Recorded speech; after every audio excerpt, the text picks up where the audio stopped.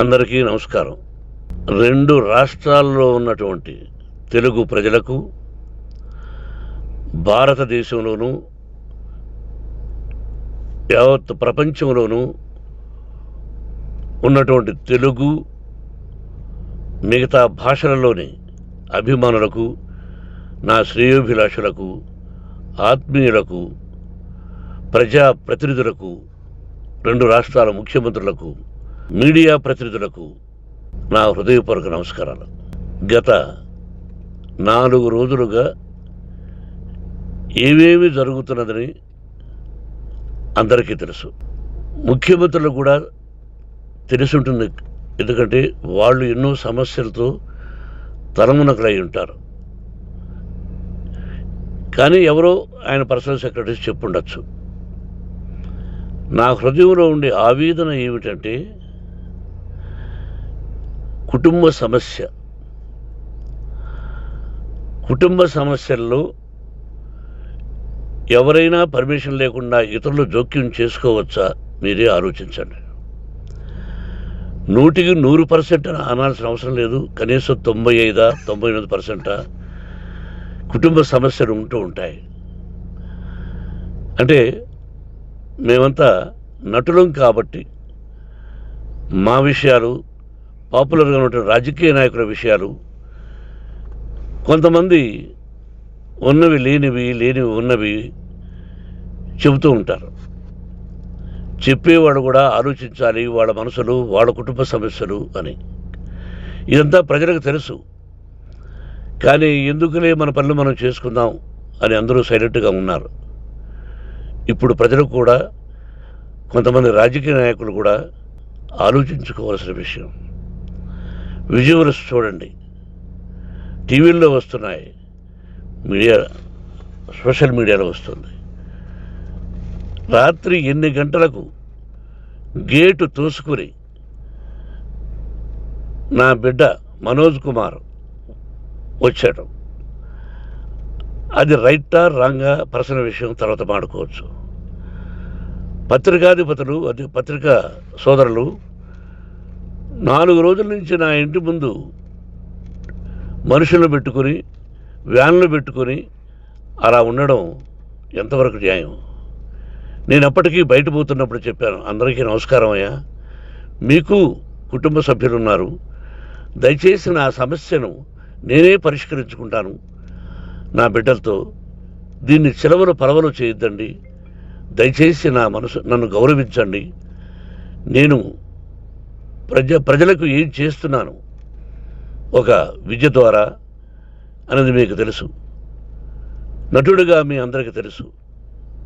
ఒక రాజ్యసభ సభ్యుడిగా మీకు తెలుసు. ఎంత క్లీన్ చిట్టుతో వచ్చానో రాజ్యసభ సభ్యుడిగా.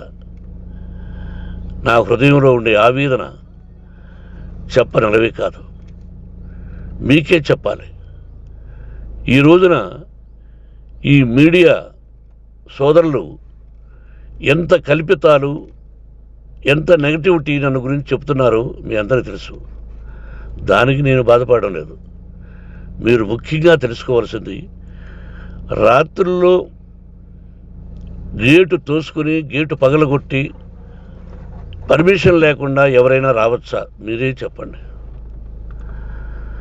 వచ్చిన వాళ్ళు అందరూ మీడియా సోదరులా, లేకపోతే ఇంకెవరైనా నా మీద పగ, రాగద్వేషాలతో ఏదో ఒక ఛానల్ చేతులు పెట్టుకుని అలా వచ్చి ఉంటారేమో సందేహం. కానీ వాళ్లను కొట్టాలని, తిట్టాలని మనసా వాచ దైవసాక్షిగా నేను అలా ఆలోచించేవాడిని కాదు. ఎందుకు? వాళ్ళు ఉద్యోగస్తులు, నేను కూడా ఉద్యోగస్తునే, అందరూ కూలివాళ్ళం. భగవంతుడు ఇస్తుంటాడు మనకు కూలి. ఎవరికి ఏమిటి అనేది ఆయన నిర్ణయిస్తాడు. ఇది మీ అందరికీ తెలుసు. వాళ్లకు నేను చెప్పినా వినకుండా ముందు నమస్కారం పెట్టాను. అయినా అతను నేను కొట్టామనే చెప్తున్నారు తప్ప, మైక్ తీసుకెళ్ళి నోట్లో పెట్టాము, నా కన్ను పోవలసింది. కన్ను పోయి ఉంటే అప్పుడు నేను కేసులు పెట్టాలి. నా కన్ను పోలేదు, కొంచెం తగిలింది కంటి కింద, నేనే ఎస్కేప్ అయ్యాను. లేకపోతే నా జీవితం గుడ్డిదయ్యేది. అతనికి తల కాదు చెంప మీద తగిలిందన్నారు. ఓకే, ఆ చీకట్లో ఎలా జరిగిందన్నది వాస్తవమే. మైకు లాక్కోవడం, వాడు నన్ను కేకలేయడం, ఆ దీనిలో ఘర్షణ జరిగింది. నేను కొట్టిన దెబ్బ అతనికి తగిలింది అన్నారు. దానికి హృదయపూర్వకంగా బాధపడుతున్నా.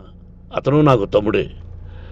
ఒక తల్లి బిడ్డలం కాకపోయినా I love them, I like them.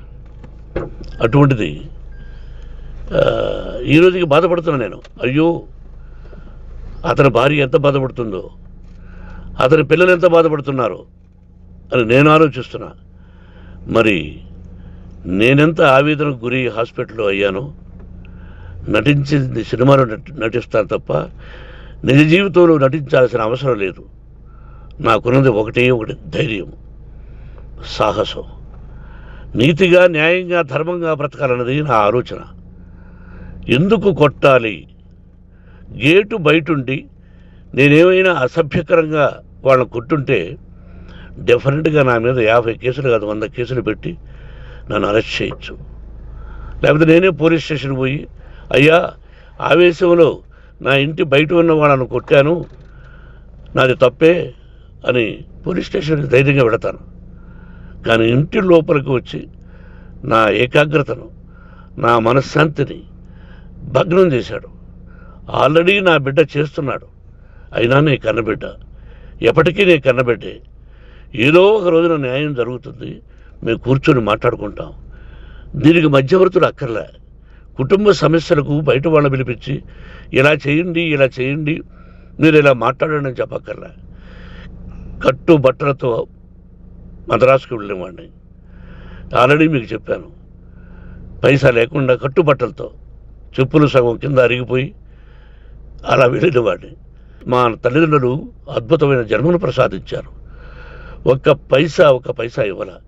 నా కష్టార్జితంతో నేను సంపాదించి ఈరోజు నేను కులమతాలకు అతీతంగా 25% ఫ్రీ ఎడ్యుకేషన్ ఇస్తూ, నా స్థాయిలో నాకు తగిన సహాయం చేసుకుంటూ, వరద బాధలు వచ్చినా, ఇంకోటి వచ్చినా, అన్నయ్య ముఖ్యమంత్రిగా ఉన్నప్పుడు కూడా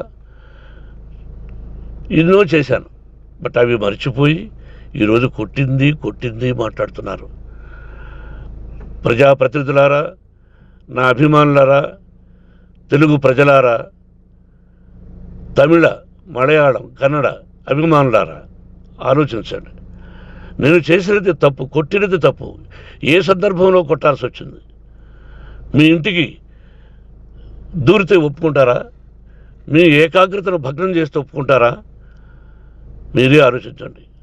న్యాయాధిపతులు కానీ, ప్రజాప్రతినిధులు కానీ, అభిమానులు కానీ, వ్యాపారస్తులు కానీ, ఇదే మీడియా ప్రతినిధులు కూడా వాళ్ళ ఇళ్ళలోకి ఎవరైనా దూరి, ఏయ్ మమ్మల్ని గురించి ఇలా రాశావు అని ఆ ఇళ్ళల్లోకి ఒక 10 మంది వెళితే వాళ్ళు దండం పెట్టి పంపిస్తారా? ఏం చేస్తారు చెప్పండి. మీకు టీవీలు ఉన్నాయి, మాకు టీవీలు లేవు. నేను కూడా రేపు టీవీ పెట్టచ్చు. అది కాదు గొప్ప. నా హృదయపూర్వకంగా చెప్తున్నా, అతని మనసును బాధ పెట్టినా, అతను గాయమైన దానికి చాలా చింతిస్తున్నాను. చింతించే లాభం ఏమిటండి అంటే, మరి ఏం చేయాలి? మీరు చేసిందండి. మళ్ళీ చెప్తున్నా, అసలు అతను నిజంగా జర్నలిస్టా కాదా అని ఆ చీకట్లో నాకు ఎలా తెలుస్తుంది? టీవీ 9 అని నాకు ఎలా తెలుస్తుంది? ఏదో ఒక కంటి మీదకి ఒక మైక్ వచ్చింది, దానికి అబక్కం లాక్కున్నాను. ఇది వాస్తవమే, అసత్యం కాదు. అది టీవీ 9, ఆ టీవీ 9 మైక్నే లాక్కోవాలి. అది ఏంటండి? నేనేమన్నా మూర్ఖున్నా? వాళ్ళందరూ నాకు కావలసిన వాళ్ళే. ఈ రోజున ఆ రజనీకాంత్, అతను కూడా ఎన్నో ఫోన్లు నేను చాలా సందర్భాల్లో మాట్లాడున్నాను. ఇట్స్ లైక్ మై సన్నా, లేకపోతే బ్రదరా, అలా ఉంటాం. మరి ఈ విషయంలో మాత్రం మీరు అందరూ అంటే మీరు చేసినది తప్పు అని మీరు ఒక్కరు అనలేదే. కానీ జర్నలిస్టు సోదరులు, ఒక ఆడపడుచు, దాదాపు ఒక 5-6 మంది ఆడపడుచులు, ఒక 5-6 మంది సోదరులు, వాళ్ళందరూ మాట్లాడారు. కొట్టడం తప్పైనా ఏ సందర్భంలో కొట్టవలసి వచ్చింది, ఇవన్నీ క్లియర్గా మాట్లాడారు. ఆయన్ని మీరు చెప్పరు. కాబట్టి పైన భగవంతుడు చూస్తున్నాడు. పోలీస్ అంటే నాకు ఇష్టం. ప్రజలను కాపాడవలసిన బాధ్యత వాళ్ళది, రక్షణ కల్పించవలసింది. నా విద్యాలయానికి కూడా ఐపీఎస్లు ఐఏఎస్లు అయిన విద్యార్థులు ఉన్నారు. వాళ్ళకు న్యాయం ధర్మం నేర్పించి పంపించాను నా ఇన్స్టిట్యూషన్లో. But they are perfect. కొంతమంది ఐపీఎస్లు ఐఏఎస్లు డీసీపీలు ఇలా చాలామంది ఉన్నారు. బట్ ఎక్కడెక్కడో పనిచేస్తున్నారు. వాడు నా బిడ్డలు, మరి వాళ్ళు కూడా పోలీసు ఉద్యోగస్తులే కదా, న్యాయంగా ఉన్నారు కదా. కానీ ఇక్కడ మాత్రం ఏకపక్ష నిర్ణయం ఏమి చేస్తున్నారో మీరే ప్రజలారా చూడండి, ఆలోచించండి. నేను న్యాయమా అన్యాయమా, నేను చేసింది న్యాయమా అన్యాయమా, మీరే ఆలోచించండి. నా ఇంటికి తలుపులు బద్దలు కొట్టి రావడం న్యాయమా, మీరే చెప్పండి. ఎల్లప్పుడూ మీ ఆశీస్సులు కోరుకునే మీ మోహన్ బాబు. నమస్కారం.